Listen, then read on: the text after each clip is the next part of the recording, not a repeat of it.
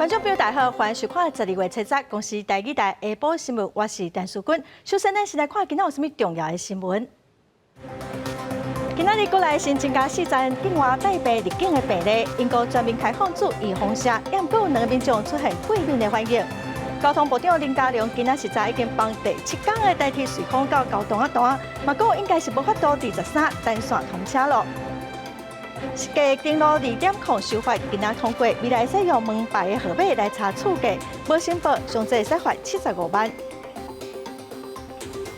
来看今仔日国内增加4站境外带病入境的病例，有1个是印尼移工，另外3个是菲律宾的移工。在国际上哦，英国为这礼拜开始，互民众会使注武汉肺炎的疫苗，也毋过说传出讲有2个人出现过敏的反应。咱国内有专家是正烦恼讲，这加减会影响到咱国内民众注意风险的意愿。卫生福利部部长陈时中是表示哦，国内有专家随时拢会来注意国外注疫苗的反应，来调整咱的疫苗政策。 英国领先全球，这礼拜开始大规模做辉瑞 BNT 新冠肺炎疫苗，暗过却传出有2个民众注了后出现过敏反应这副作用。英国政府提出警告，捌发生严重过敏反应的人，不应该做辉瑞疫苗。国内专家认为，确实捌出现过敏性混迷的人，暂时唔通做。暗过也烦恼2009年 H1N1 新型流感疫苗事件呈现。 整体注射率只有2成6，新冠肺炎采买量更较济。若较无人做，反倒会造成疾病危害，影响国家经济发展。预见到说，新冠疫苗大幅开打以后，一下子几百万，甚至上千万人去打疫苗的话，一定会有很多时间上 的相关性，但是没有因果相关的所谓的不良事件。专家建议政府个人对疫苗产生信心危机的时阵，政府应该赶紧调查相关不良反应通报是不是跟疫苗本身有关系，各种资讯充分告知民众解读记录。我们要注意到国外的相关的施打的一个情况，还有一些不管不良反应或者是不良事件的通报，怎么样的一个处理？那还有后续这个等于是疫苗生产者他们的后市场的报告，那请专家综合的判断。因为最近真侪名境外移籍确诊者拢属于无症状感染，而且是伫检疫期末了后采检才确诊。虽然指挥中心已经要求所有入境移工检疫期末了后拢爱采检，不过有专家建议，所有外籍人士也应该全面采检。 但市中表示，爱国观察，要看迄个国家相关确诊案例至少过来评估。记者综合报道。因为英国有2个民众注意风险，结果产生过敏，英国卫生机构就随后呼吁讲，有过敏体质的人先莫去做。I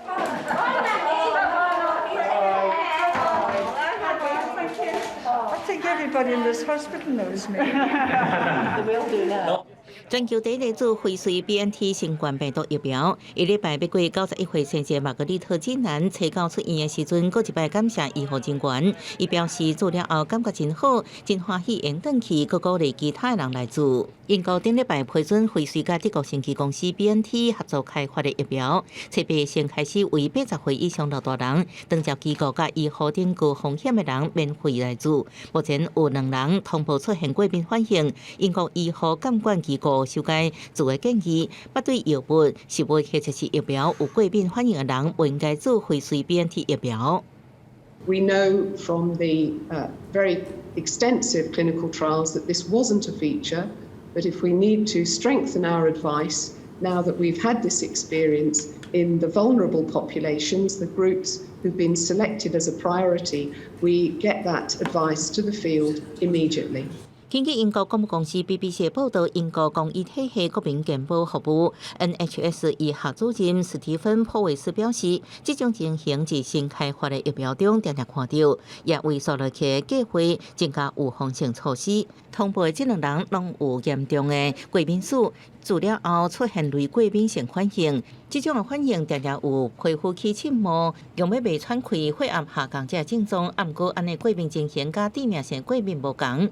2人目前经过治疗，慢慢康复当中。公司新闻黄运玲编译。来看新竹县第8市一名通缉犯，今仔早起讲伊心脏病发作要看医生，也毋过伫介护就医的过程，却串通伊的朋友帮伊逃走。新竹警方出动上百名的警察来抓人，这嫌犯下晡嘛伫家人互抓着，也毋过这嫌犯到病院无挂手铐，只有脚镣，身躯嘛各有手机啊，咱嘛做伙来了解伫介护的过程敢有问题。监视器画面当中，穿白衫就是姓执的通缉犯，伊竟是心脏病发无事时，伫初九下晡，伫2名关警的介护之下，到新竹东园病院看医生。想袂到姓执嫌犯的朋友，趁伫现场只有1名员警，发生相拍，趁机会互姓执的嫌犯坐接型的红色轿车逃走。在急诊室门口等待上警车时，前方停放一辆红色自小客车。借护员警突遭在旁探视急嫌之男性友人，用手臂以强暴胁迫的方式，将员警架在旁边车门上，致使无法抗拒。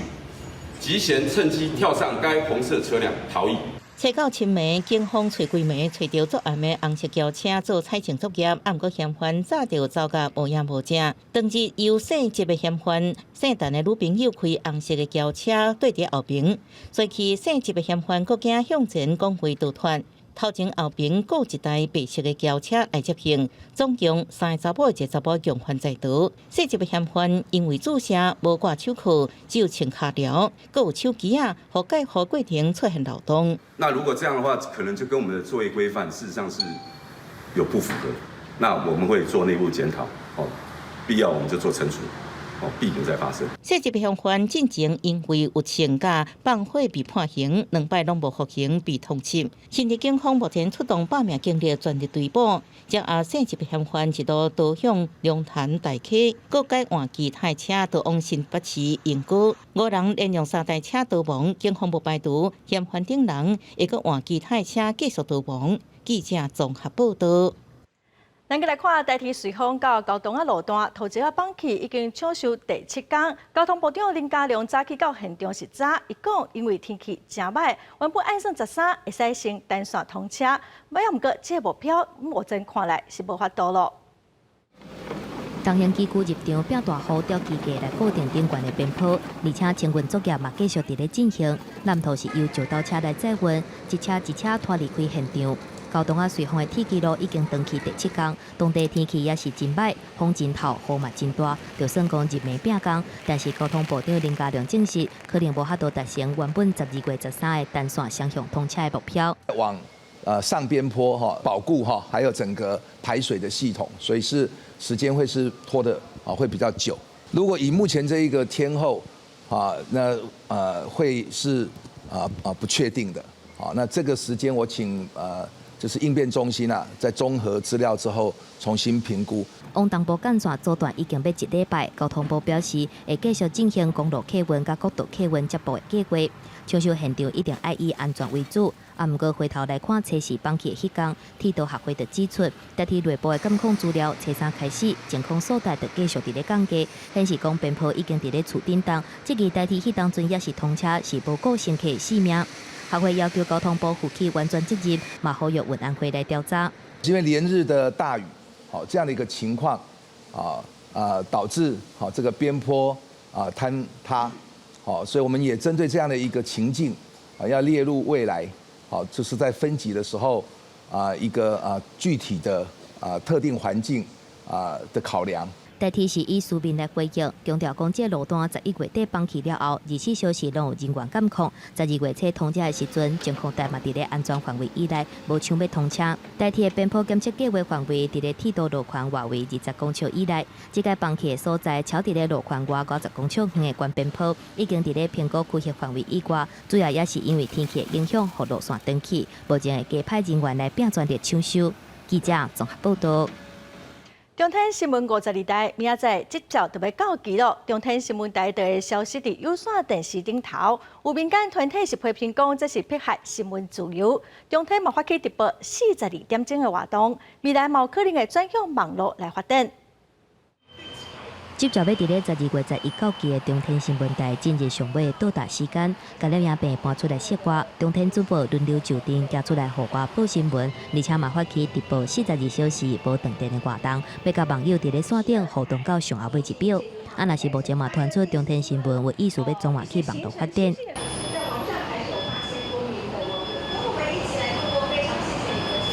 因为 NCC 顶一日对中天新闻台做出不互因换照的决议，代表讲接着到期了后，就要退出有线电视平台。毋过消息出来也是引起争议，甚至有民众走去中天电视台头前用火烧家己。若是民团早起是搁一个集合来声援中天，讲到迄个烧家己的民众，搁讲甲喉更甜。我长这么大，我从来没有流过眼泪，但今天我也不舍，我今天我站出来。从府院到 NCC 一条龙的作业，在打压媒体的自由，在试着把台湾变成一个一言堂的环境，难道这是我们国民可以忍受的吗？民团批评讲 NCC 列出不互因换照的四大理由，包括内控机制无效、裁罚案件收济等等，拢未禁止学者专家来检视，所以按算发起逐日实行甲静坐的活动来表达抗议。另外，中天声车给处分去反映驳回，因不满提起控告，裁定结果70敢会出来，嘛受到大家注意。记者综合报道。美国众议院初八通过2021年国防授权法案，来表达支持台湾，会协助台湾维持自我防卫的能力。外交部是表示感谢嘛希望未来台美的关系会使继续深化。美国联邦众议院初八以335票赞成、78票反对通过2021年国防授权法案，表示支持台湾协助台湾维持充足自我防卫能力，各建立太平洋威慑倡议，强化美国在印太区域防护能力甲结盟，加强协助中国。彰显美国国会不分党派对于台湾国防安全还有台海和平稳定的高度重视跟支持。外交部在这边表达感谢。法案要搁经过参议院表决通过，送白宫由总统川普签署了后，才会正式生效。外交部表示会密切关心法案后续的审议进行。也强调，今年在台美关系顶悬摕到真侪项重大进展。另外，外交部也宣布甲沙特阿拉伯签署台沙租税协定，避免双重扣税甲杜绝逃走税。那这也是见证了台湾跟沙特阿拉伯两国的一个经贸关系往前在迈进。全球疫情严重，外交部印尼数水办事处甲芬兰代表处70各有1名人员确诊。这是台湾驻外管处这个月第4摆传出有人员确诊。目前有人员确诊的外馆有美国、法国总共16个，确诊人员有18人，拢是轻症。因为甲确诊人员有接触的驻美代表萧美琴，进程也已经结束隔离，出关到办公室办公。记者综合报道。今仔是国家人权委员会成立了第一个拄着国际人权日。总统蔡英文出席人权会举办的活动的时阵，伫致辞的时阵表示，会伫行政院来设置人权处，下部会来处理人权的事务。另外，伫今仔早起8点，蔡总统嘛伫美国的哈德逊研究所发表线上的专题演说。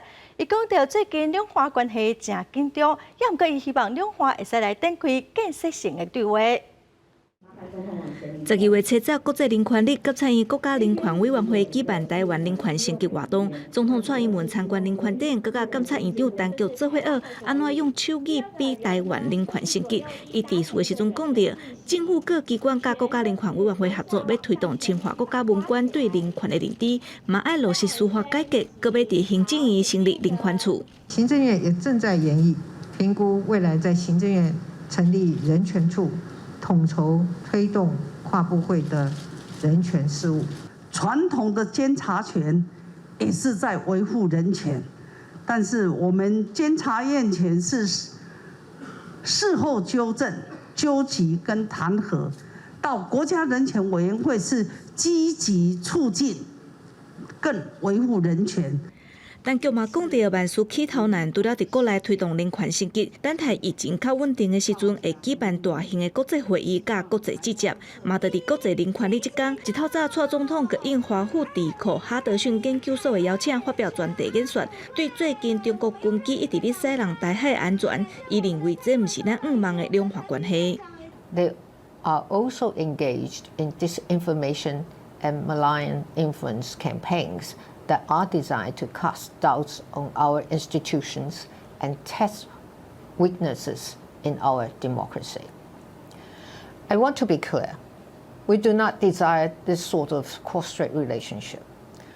What we seek is constructive cross-strait dialogue in order to peacefully address differences of opinion and perspectives without the need for preconditions.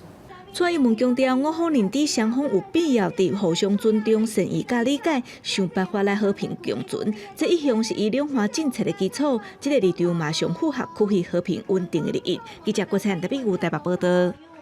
今仔是国际人权日，劳工团体早起伫行政院外面也被捕条抗议，因批评政府引进移工面对疫情，所甲防疫责任拢甩予中人，移工是真无辜，所以政府根本无资格讲什么人权。人权保障劝佛系，人权保障劝佛系。移工要怎么样好好的一步一步纳入长照体系？结果劳动部说他不知道，因为他说照顾不是我的专业，是卫福部的专业。卫福部说他不知道，因为外籍劳工不归我管。然后他们的上级机关行政院，就是我们今天在的行政院，他也完全不去处理这两个部会长期以来互推互踢皮球这件事情。劳团表示，台湾政府引进移工31年拢无负责责任，因认为工厂移工成本由头家完全来负担，这是合理的。也毋过看护工的成本拢是弱势的病人，佮家属家己来想办法。政府其实嘛应该加减来斗3工，因呼吁未来应该嘛爱甲移工慢慢来加入咱的长照体系。再来看蔡英文伫今年的就职典礼，宣誓要启动修宪的工程。早起蔡英文出席修宪的论坛，强调讲，因为修宪有真悬的门槛，爱会成，就爱朝野做伙来合作。目前是只有18岁的公民权，朝野有共识，所以针对废除柯建议、监察院5权变成3权，大家拢各有真侪无共款的意见。今年5日号总统就职典礼，蔡英文宣誓启动修宪工程。立法院9月份成立修宪委员会，目前18岁公民权得到共识，朝野政党拢有提出版本。早起，蔡英文出席修宪论坛，强调修宪的标准真悬，朝野合作是宪改的必要条件。我再一次强调，朝野合作、世代合作，这是宪改成功的必要条件，也是台湾社会前进的必经的过程。没有人应该要置身事外。台湾国会议员的平均年龄是53岁，内阁一级阁员的平均年龄超过62岁。大声化宪政改革才是世代政绩。青年民主协会表示，自从2005年公民团体推动18岁公民权无结果，15年以来，台湾已经累积有930万的18、19岁少年人无法度投票。18岁的时候，我是只有投过公投。然后那个时候的县市长还没有办法投，然后觉得没有办法做这个决定，蛮可惜的。今年7月份，立法院临时会伫咧冲突当中通过监察院人事动议权，废除柯建议监察院的声音阁出来。若是废除2院了后，台湾5权宪政的体制会变更做3权宪政体制。立院版本是主张模仿西方国家的3权分立，甲考监2院的职权来入去行政院。民众党是主张监察权回归立法院。监察院的话就让它回归到立法院，那考试权的话就让它回到行政院。1947年公布实施的东西，你硬要在2020年代来用，那有没有很多东西其实是先天不足的？朝野修宪的声音真大，但是修宪是不遐尼简单。宪法精修条文规定，必须要有3/4的立委出席，出席委员要有3/4同意，送出去立法院了后，该交予公民复决，选举人过半数同意。若是这项2005年通过的宪法精修条文建立修宪的原标准，嘛通过废除各大代表的选举，是台湾第7届修宪，嘛是到达上后尾1届修宪。记者综合报道。国际新闻来看，美国联邦贸易委员会甲48个州伫初9对 Facebook 面册提出反垄断的诉讼哦，认为面册甲对手一间一间买落来，来稳固伊的市场地位。这款的行为是违反产业的竞争。面册是回应讲，这2项的交易当年拢有经过监管机构的审查，表示讲并无威胁到市场的竞争。美国联邦贸易委员会 FTC 主要针对 Facebook、Instagram 甲 WhatsApp 两个并购案，因为这两个交易并无合法，要求联邦法院介入，这可能会致使 Facebook 奉下令，甲 IG 甲 WhatsApp 踢出去。For nearly a decade, Facebook has used its dominance and monopoly power to crush smaller rivals and snuff out competition, all at the expense of everyday users. By using its vast troves of data and money, they've reduced choices for consumers, they stifled innovation, and they degraded privacy protections for millions of Americans. No company should have this much unchecked power over our personal information and our social interactions. Facebook 表示，这两个并购案当初是由政府批准，即马凊彩就变盘，表示政府无够信用。副总裁兼总法律顾问纽斯戴德的声明指出，使用者并不是无其他的选择，政府即马是要定来对美国企业发出这种互看了会惊的警告，所以无任何一笔买卖会当结案。因那 IG 甲 WhatsApp 会当成做遮尔有价值的产品，是因为 Facebook 投入几10亿的美金，而且侪年来的创新甲专业知识。替几百万介意这个产品的人开发新的功能，还有更较好的体验。FTC 捌伫2019年，因为 Facebook 违反保护使用者隐私，当甲伊罚50亿的美金，创下纪录。不过对 Facebook 来讲，这条罚金根本就无陷害到。FB 公司有27亿的使用者，市值要8000亿。执行长萨克伯格是全球第5大的好业人。Facebook 伫2011年的时阵，以10亿的美金甲 IG 买落来。2014年并购 WhatsApp 的时阵，答应使用者会保持独立性，而且提供真强的隐私保护，嘛对监管机关做出同款的承诺，才有法度完成这个交易。公司新闻黄文玲编译。带观众朋友来关心欧美航太工业的新发展哦。为去年的3月份就全面停飞波音737 MAX 客机，停飞20个月后，最近巴西的高尔航空是世界头一间搁停飞这款飞机的公司。另外，美国的太空公司 SpaceX 最近是试飞上新型的太空船，一开始是拢真顺利哦，也毋过伫最后要降落的时阵煞爆炸。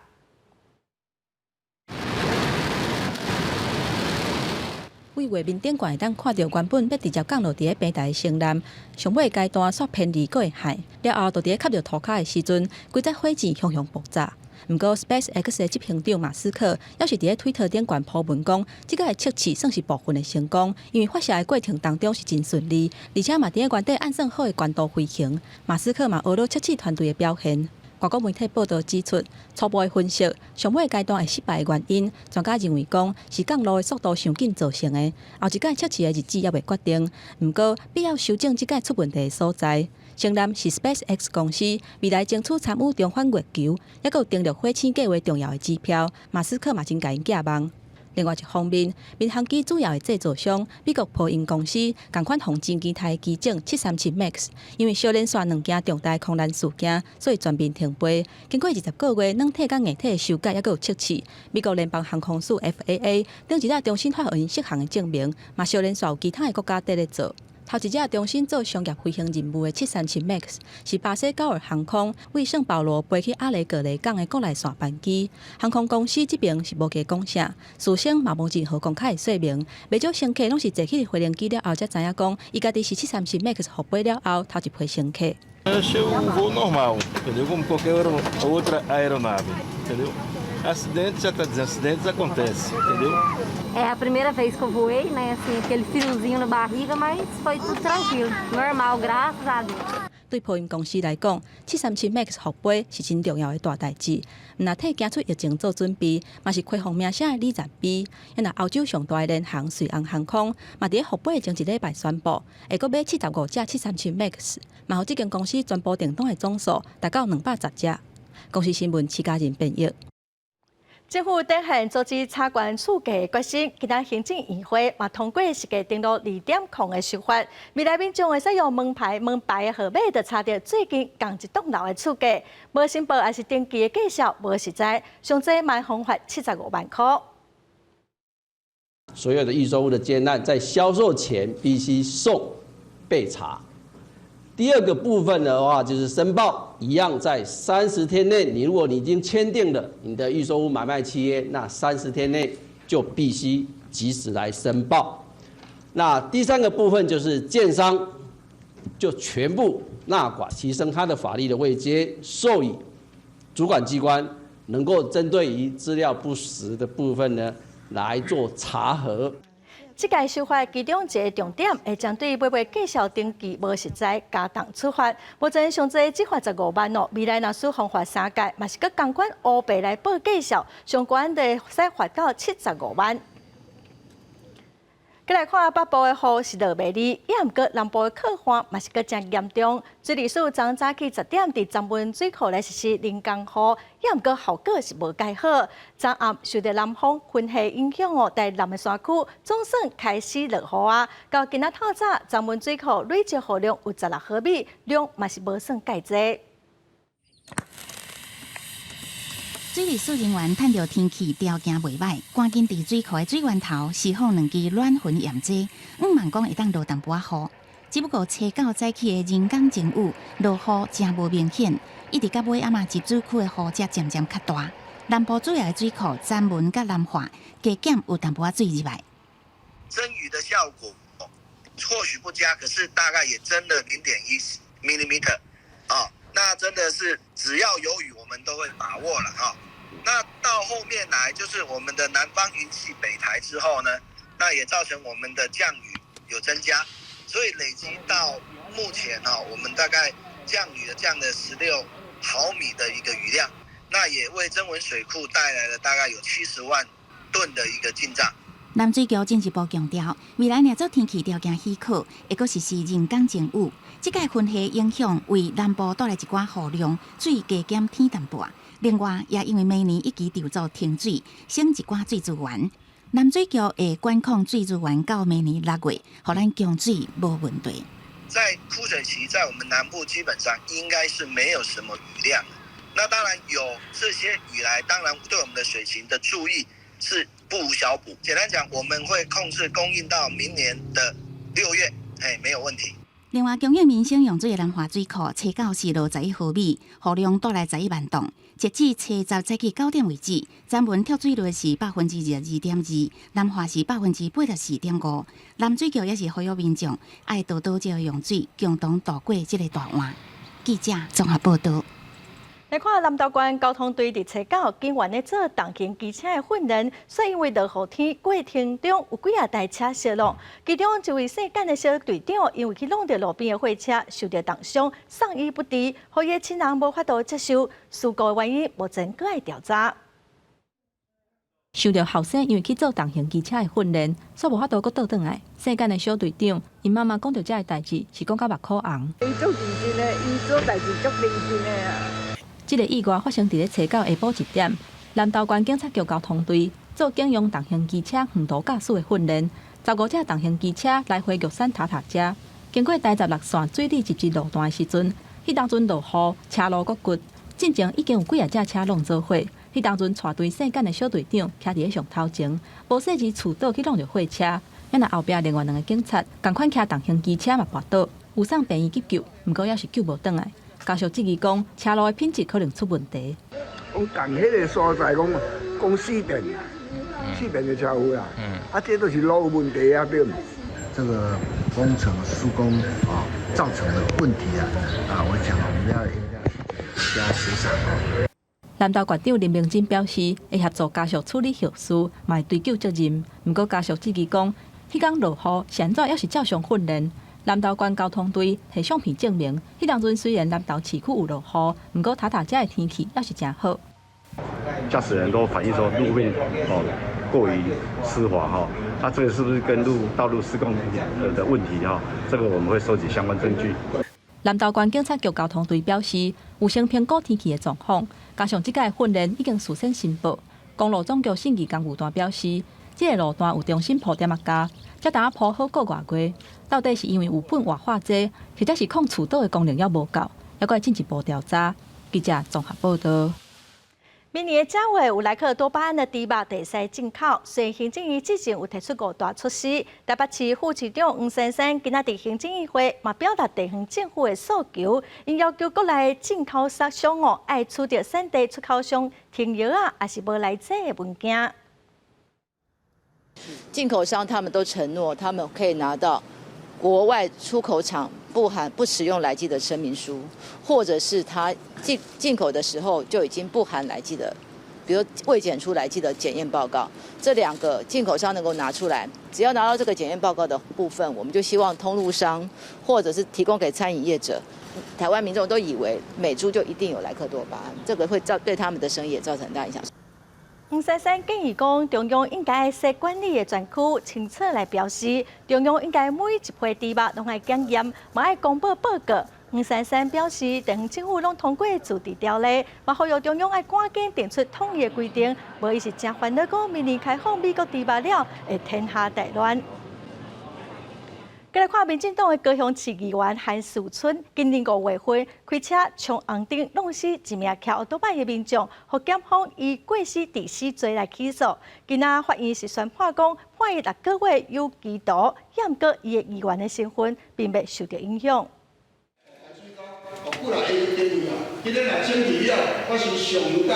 民进党籍的高雄市议员韩次春10号透早伫议场内底质询市长陈其迈。今年5月7号，伊开车经过高雄小港沿海路甲长兴路的路口的时阵，甲一名骑机车的人发生车祸，结果对方伤医不治。这个案件嘛，伫10号这天宣判。因为没有注意他的行车方向的号志已经转换为红灯，贸然进入交叉路口，以致撞击被害人。致被害人受有颅内出血等伤害，经送医诊治后，仍于同月12日下午不治死亡。所以被告所犯是刑法第276条的过失致人于死罪。韩次春进前出庭的时阵，虽然有承认犯行，但又搁讲案发的时阵双向拢是红灯，互法官用彩色的相片反驳。检察官认为伊无真心悔悟，建议莫互伊缓刑。10号高雄地院宣判，处有期徒刑6个月，若要依科罚金，以新台票1000块折算1天。被告犯后自首，且与被害人家属以新台币500万元达成和解，且饭后也时常到被害人家属致意，经被害人家属表示原谅，处有期徒刑6月。如一颗罚金以新台币1000元折算1日。透早宣判出来了后，韩次春偷偷对议场的后门离开，无愿意回应，但有发声明表示尊重司法。另外，伊进前阁有一个亲占的案件，已经判缓刑5天，但因为这犯的罪名是过失致死，毋是故意犯，所以进前的缓刑未予撤销，议员的身份嘛未受影响。记者陈焕武、柯正俊高雄报道。花莲县政府最近增加卖这列超小的猎鸭机，有部分的路段限速只有30公里，引起真侪驾驶的反弹。县政府是表示会限速只有30公里，是因为这拢是施工的路段，完工了会过来调整。花莲县向193县道海花路段限速30公里，互未少赛车人无法度接受。原本以为警方伫派出所头前移动式测速翕相已经真久无出现，是因为民怨，暗过其实是机器故障，修好了后又搁放回去。太慢了吧？随便开都是50左右啊！这边的路又那么宽，限速30，你要叫我们怎么开？那个至少可以到60了，我觉得啦。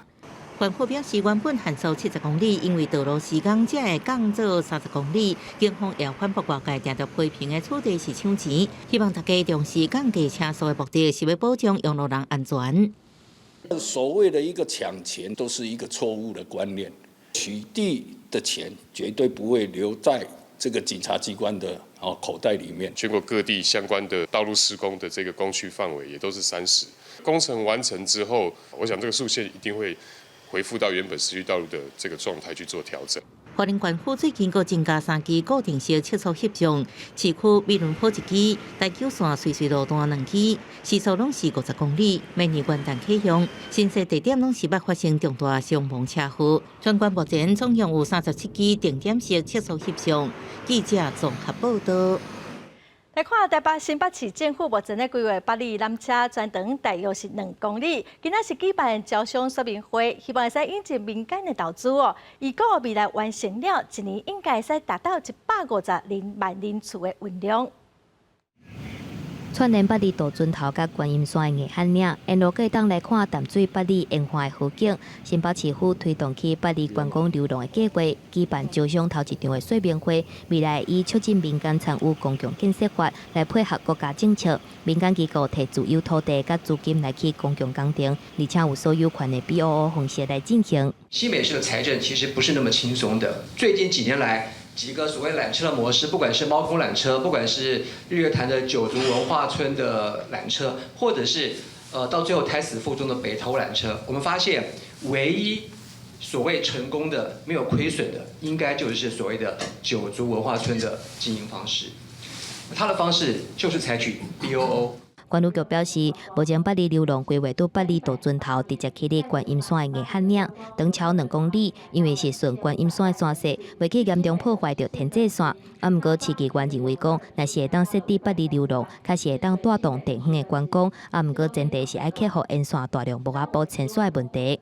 之前我们也曾经有流标过，那流标过最影响他们不愿意投资就是那些坟墓问题。被动的同意墓地事业去做这样子的规划，但是从土地的征收到整个迁墓的流程，这些东西全部都是在民间的这样子的一个能力之下，是几乎是没有办法达成的。根据新北市殡葬处的规划，会配合流浪计划以进度来迁徙，会当先去临时坑的所在，等待新的灵骨塔完成了后，再去刷入去，或者是互因补偿金刷去其他所在灵骨塔来坑顶顶。若是未来流浪起好了后，会当连接捷运、八里轻铁，还有淡江大桥，形成串联八里地区，包括观音山国家风景区、13项博物馆，还有台北港各观光景点的路网，预计会当带来150万人次的年运量，提供民众无共款的旅游选择。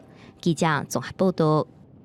海洋生物毋若受到所甲制品的危害，用过的弹条的鱼网嘛是一个真大的问题。桃园市海关处就来推动鱼网回收，收每公斤15块，结果短短1个月就回收20吨，嘛会使搁再利用。咱做伙来了解。今年10月份，桃园发生2件海龟去互鱼网低调咧抓放掉伫咧海沙部的意外。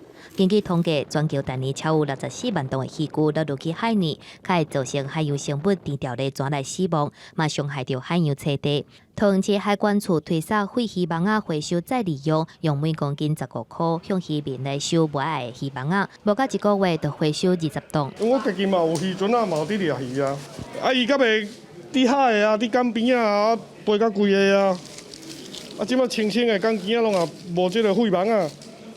这计划也有这个创造就业的效果，因为我们会雇佣这个渔民家属可以来做业余的这个拆解工作。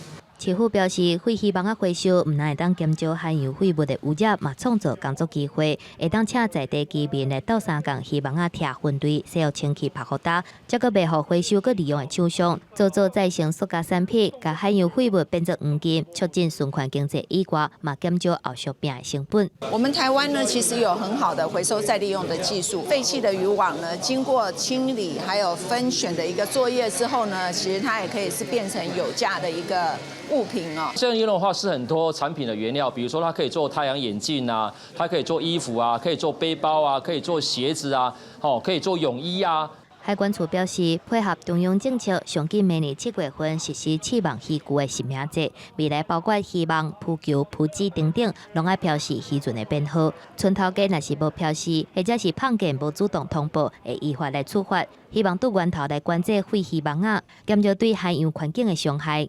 记者综合报道。全教总公布2020年10大教育新闻，今年上严重的是武汉肺炎影响到全球的教育，有真侪国家教大各会停课，佮有啥物重要的教育新闻，那么做伙来看卖。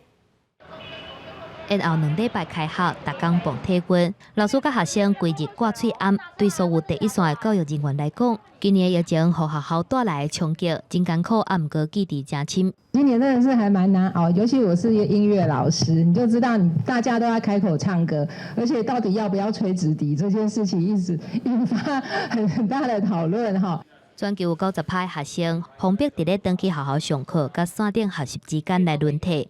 台湾因为防疫真有成果，差不多拢无停课的问题。全教总2020 10大教育新闻的头条，就是疫情冲击到全球的教育系统，嘛甲年度的教育人物颁予防疫第一线的教育人员。若是10大教育新闻第2到第5是高中级人力，还有导领去私校退场条例甲教师法实施，是去年嘛有入选的新闻。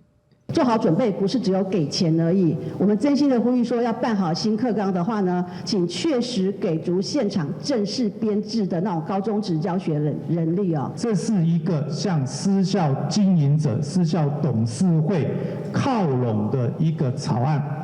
庄高总表示，有看到政府伫咧教育政策的企图甲改革，毋过第8名研议放领幼儿园的双语政策，是配合双语国家的政治性决定，会制造新的话题。再个来看大专非典教师的比例，退掉条例，甲应该爱为强化监督提调，认为政府施政应该更较拍拼向公共化来行。记者综合报道。目前的性别工作平等法中规定，讲被害人若是拄到性骚扰，会使向头家来提出申诉。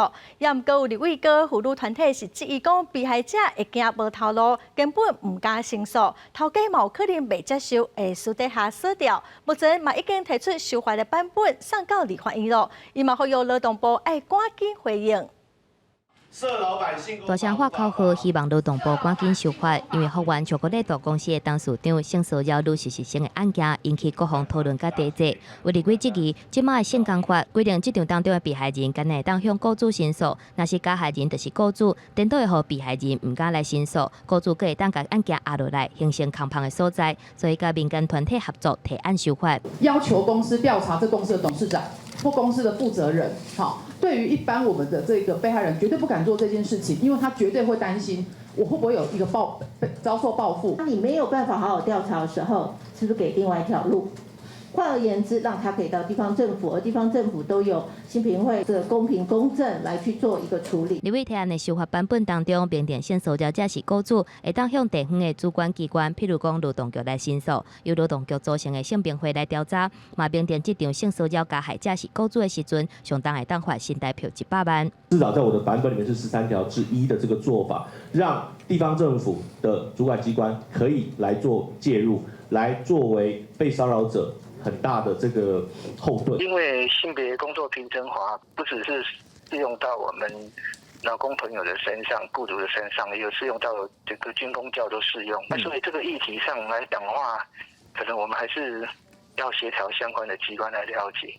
针对立委批评性工法的修法版本，早就伫咧5月份送入去立法院，劳动部却一直无提出对案来补空旁的所在。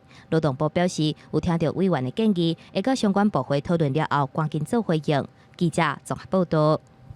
台北市立动物园的石虎菲菲，11月2日逃走出动物园，失踪17天后，将按头仔5点已经抓到了。这只石虎体重减轻要3公斤，体内水分嘛流失真多。动物园认为菲菲应该是为了要抓鸟鼠才会走出去。约布隆内底动物是毋是就是已经失踪17天的石虎菲菲呢？北市动物园人员发现伊出现了后，马上送往检疫救伤中心，扫完检体了后，工作人员非常欢喜。4156，菲菲回来啊，首先要先确认伊的健康状况。而经过称重、全身检查，佮有抽血、照电光了后，确认伊的体重2.7公斤，下降8%，下頦顶所在有小空喙，有脱水现象。肝功能指数偏悬，怀疑轻微感染。送往检疫中心安置了后，伊伫人仔内底阁有来做出威胁的动作，还有一点体力来凶一凶，好，所以这个既然会凶，其实对我们同仁来讲，应该反而是一件好事啊。如果都虚弱到都不能动弹，这就完全不一样。菲菲红发现的时阵，毛是大的，电光显示胃内底有物件。园方研判伊伫附近边，并无走伤远，冇找其他的食物。有关伊谁那要软空来逃走，园方认为伊有可能是咧约鸟鼠啊，但嘛表示伊消失的时间点是甲另外一只石虎关做伙的第2天。后续我想我们会在这个部分会再更谨慎，那也许在混群的过程，晚上的部分，那我们会再更加的一个可能有专人在做观察这样子。园方承认动物园的空间有限，野生动物爱共用室外的活动场，是毋是安尼会造成动物的压力？会重新来检视混居的安排，但强调进前隔网啊测试过，两者并无起冲突。有关防烟破空会加强来巡查，嘛进行结构的补强，避免脱逃的事件搁一届发生。记者林美丹昌为台北报道。台湾的木瓜品质是介好，也毋过想要外销，嘛是爱克服运送、保存种种的问题。最近台湾有头一批外销到香港的木瓜，咱做伙来了解。木瓜毋但甜，汁阁济，规粒拢真有营养。热人含秋天，阁是当时时，玻璃电子打当咧将一箱一箱的木瓜装入去货柜内底，等待外销到香港。这是咱国木瓜第一摆销到海外的纪录。味道清甜，甜度适中，不会太甜，有的太甜太腻了。那吃起来不会硬硬的。好食。南投的木瓜产量占全国前几名，玻璃含国性是主要的出产地，种植的面积是年年在增加。虽然品质真赞，但是因为木瓜恶保存，加上农民种伤济销袂了，这种地区价销无稳定，甚至是崩盘。即马农业处来到3工，帮助农民经适合外销的木瓜，佮安排冷藏冷冻的设备，也找到外销的市场，互全世界有机会知影咱台湾上赞的农产品。木瓜慢慢成熟啊，所以讲爱较青一丝啊。差几分熟？2分，2面的控制啊，做啊真好势。因为温度伤低，控制伤低，就起价就恁讲就无法度好做，啊，台语你讲会到的。疫情影响各行各业，也冲击农产品的外销。咱国的木瓜煞通伫即款时机外销到香港，实在是真可贵，更加是咱国的骄傲。农民也希望透过即届的外销，台湾人来小听，带动国内的消费市场。记者综合报道。今仔日是国际人权日，台湾走向民主的过程一路拢无简单哦。今仔要带观众朋友来看一位来自美国的女士艾琳达，伊是施明德的前母。艾琳达一生大部分的时间拢踮伫台湾，为台湾的民主人权的打拼。咱做伙来看伊的故事。1、2、3。甲这领白色顶头有赤红花青叶的礼服展示出来。今年72岁的艾琳达，讲起1978年和拄服刑15年期满结婚放出来的政治犯施明德结婚的心情。因为我要留在台湾，他也是要，就是有一些国际保护了，所以我逼迫不得要跟一个政治犯结婚。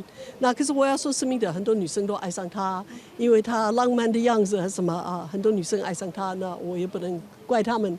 这段政治婚姻互无共时期的政治犯和党外人士有自执的机会。不如过去当年1979美丽岛事件发生，施明德去互带走，艾琳达也互遣送回去美国。不如过艾琳达对声援海外政治犯的行动要真挂心。伊伫咧1996年摕到博士学位了后，就搁返来台湾，注心伫咧做人权救援的研究。长久戒严法，台湾是对外界的了解很少。海外救人的人，他比较有个国际观念 ，OK， 他就是认为世界上很多独裁政权都是美国在扶植，叫 puppet 就是傀儡政权了。蒋介石就是美国的一个傀儡政权之一。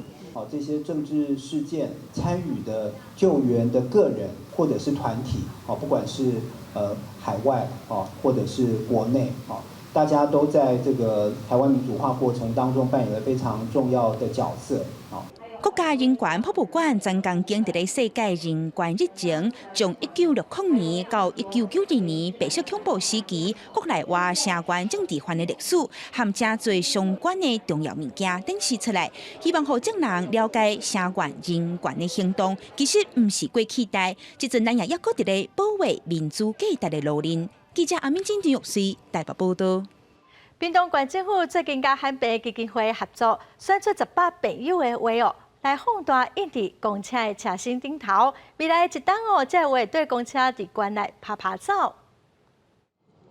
屏东县政府延续6月推出的世界名画艺术公车，即摆和罕见疾病基金会合作，选出10个正写人目的作品，彩绘伫公车的车身，伫未来一档内会经过热门的通勤路线。我们这一次透过这个方式，一方面让就是我们的就是城市创造一些美感之外，那同时也用这个方式来支持我们的罕见基金会的一些所有的病友们的创作，让他们的美丽的创作可以被看得见。这把画家真有路的人面狮身上是由小胖威力症的图书显画。小胖威力症是一种感觉永远才袂放的疾病。透过画图，伊的情绪豆豆稳定，而且也会当对抗妖的感觉。苏hen也希望有一天通到埃及看这座雕像。他们的作品可以放在公车上面，对我们来说是一个非常非常大的鼓励，也是支持我们一直在努力带着孩子走下去的最大的力量。同款有小胖威力奖的苏叶和，这摆作品是韩国釜山的国际烟火节，展现出奇幻佮现实的风格。伊也是伫妈妈的陪伴佮坚持之下，发挥伊画图的天分。妈妈嘛表示讲，透过创作，叶和愈来愈有自信。我觉得有转移注意力，当然他只要一空下来还是会想，可是我觉得另外一个收获是他比较有自信，他知道说从画画当中，他可以找到他的信心，他也可以结交他的朋友。屏东县政府表示讲，朋友的创作过程是充满挑战佮有困难。这10台艺术公车伫未来一档内会经过热门的通勤路线，民众若看到这挂作品的时，也会当甲因鼓励。记者综合报道。目前咱国内只剩2间糖厂阁有制糖，其中一间是云林县的好味糖厂，今仔嘛举办开工的仪式。有真侪已经消息真久的在甘蔗5分仔车，嘛阁重新又阁启用。明年的3月底之前有机会来到云林的好味，会使去糖厂行行看看。从采收后甘蔗由5分车载运到好味糖厂，准备要做成砂糖。10号上午，云林好味糖厂举办开工仪式。为今日开始到明年3月底，这期间只要来到云林好味，都有机会看到5分车载运甘蔗的画面。是我们现在可以看得到，不管是云林或是嘉义，都希望5分车互驶或延驶哈。那其实它是一种日常的生活美好哈。如果说我们回头过来看，也许其他的人想要看到5分车，甚至是5分车载运甘蔗，也只有在这一段开工期来到我们的虎尾镇才可以体会。台糖公司表示，好味糖厂将云林、嘉义、大南和彰化溪河等地所种的甘蔗，面积大约3000公顷，今年按算采收完了20万公吨，将生产本土的砂糖2.3万吨。开工后嘛，调起替代爱好者和游客来翕相。对我们来说，这个糖业铁道文史这个开工，其实它也是一个蛮重要的一个环节，这样子。然后，所以就是从它开工，然后火车在厂里面它进去入场压榨的那个过程。好尾人的一个记忆，好尾人的一个回忆吼。希望讲过去咱有争取这个向中央争取这5分车赴市做观光列车这个经费吼，会当顺利，中央会当顺利拨落来。台糖公司就讲。好味糖厂已经有112年的历史，和台南西环糖厂是全国唯二搁咧制糖的糖厂。不过好味糖厂嘛是全台唯一，搁有用5分车来载运甘蔗，为好味到埔中全长16公里。目前糖厂嘛就向文化体验园区来发展中。记者为你报道。咱再来看法国巴黎罗浮宫受到疫情影响，今年是赔9000万的欧元。即马罗浮宫推出线顶的拍卖活动。民众会使出价，都有机会伫官方逐年替世界名画做检查的时阵去现场参观。免甲人客来客去，也免加电视规顿近距离欣赏蒙娜丽莎，这个梦想有机会实现。法国巴黎罗浮宫最近甲加速着联手发起一场线顶拍卖会，为罗浮宫出价，将蒙娜丽莎为作年度为互检查活动当成竞标品。It's such an unusual opportunity to attend the annual examination of the Mona Lisa outside a display case. You know, it's a really an unprecedented possibility. And in the past, only a few statesmen have had the possibility to attend this very moment when they were visiting the country. So as a diplomatic gift. 已经有数百年历史的蒙娜丽莎珍贵个翠玉，每年都爱做检查。过去这过程毋捌对外开放，今年第一摆将做是拍卖品提出来竞标。这做法是为了填补疫情冲击，游客减少真济所造成的债务问题。 En effet, le Louvre souffre comme tous les grands musées du monde.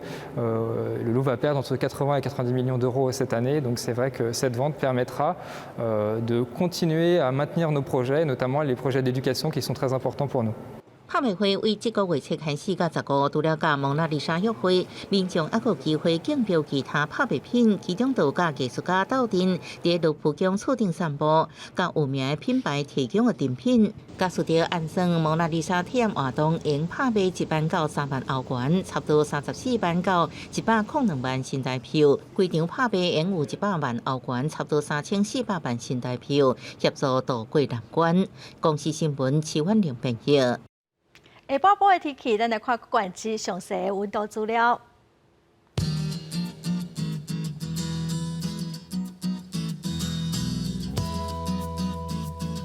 北部地区上低20度，上悬23度。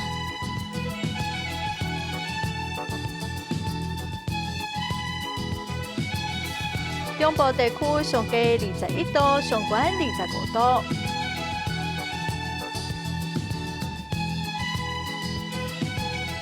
南部地区上低23度，上悬28度。